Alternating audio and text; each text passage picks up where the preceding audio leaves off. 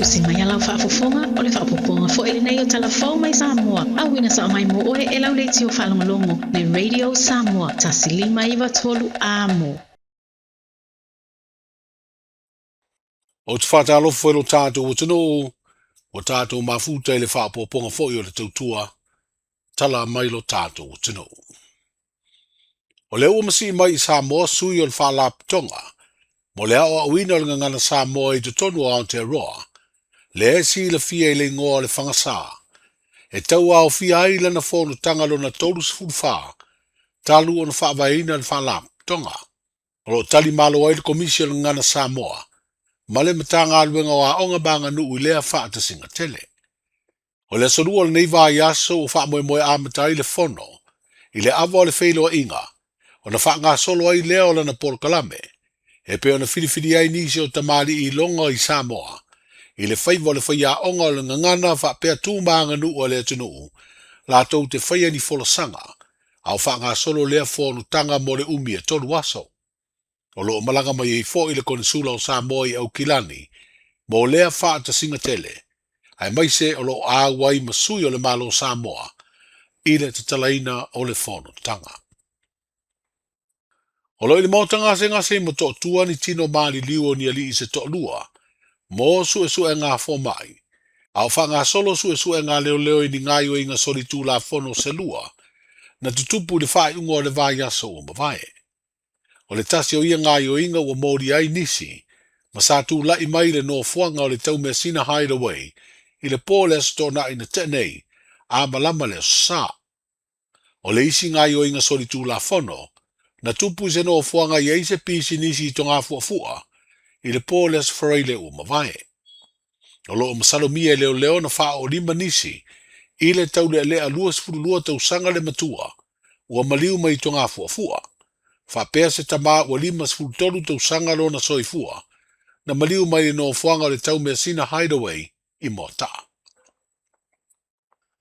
O tala na feo ai matufa solo i lunga o le api o fōringa, ma fa ilo ai le maua leo i se latu o so fa inga o se faipura o le pāle mene, wa umia fuala au fa saina, e se ma le sao. O le fa mtalanga lea mai leo wa fa ilo ai lea tūlanga, ma au mai ai ma le lapata inga i tangata e whaia ni tala e le moni, e tai se ai isi tangata, ma o se soli tūla fono.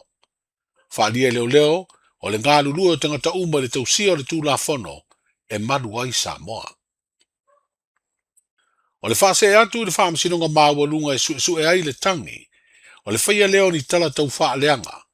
Leo lo tua i ai le fionga i le pā le mia i le mafua anga i le eise whaamasino, o le whaamasinonga wha i tū mālo e mawhaio na ia tau ave, ona o a fianga i le mata upu po le conflict of interest. O leo wato e whaafo i ai lea mata upu tau whaamasinonga, i le whaamasinonga wha i tū mālo e sue ai. O lea songa fuana whai ai lea wha ai unga, a le fionga i le whaamasinonga māwalunga, le fionga whapulea i Amberosa Roma, e mafua ona ua le mawhai, ona whaamalia lea whaamasinonga i le mafua anga.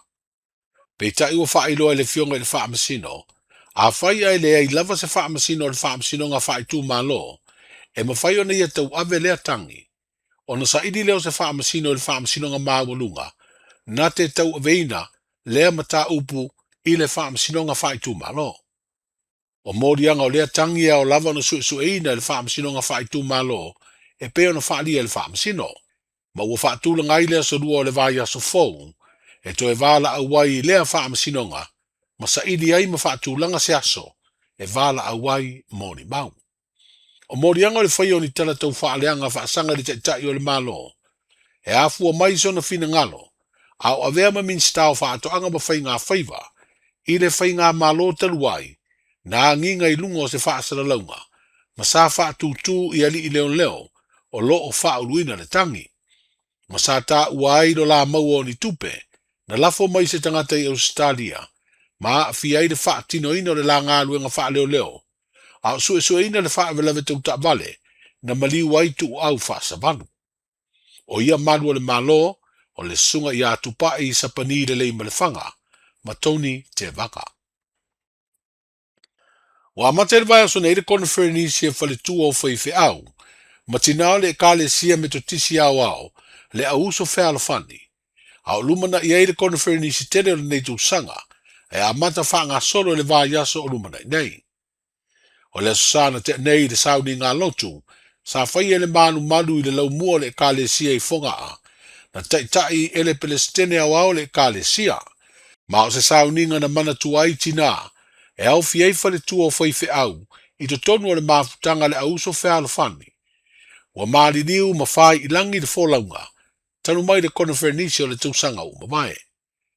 Wa tū mutu muai le lau mua le ka le sia i fonga ai fale ula, i usu ngā fono mai sinoti a Amerika, o Hawaii, Amerika Samoa, o New Zealand, Australia, whapea ma Samoa.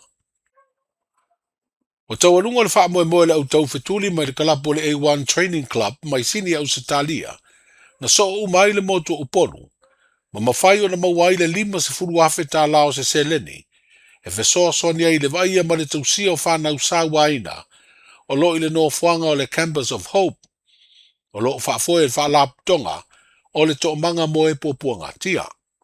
Ma o whaalia le to manga, o se tau fetulinga na lofangia e ana i le au mafolo le tunuu, whaapea pisini si ese. O se wha moe moe foi, e ui na whea ngai malu i tau, ai na tau alunga i le asato na ina te nei le manuia.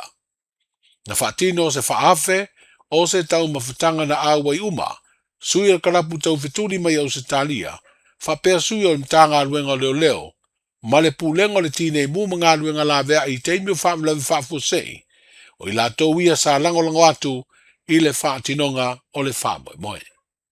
Talai o le nei aso, seifua.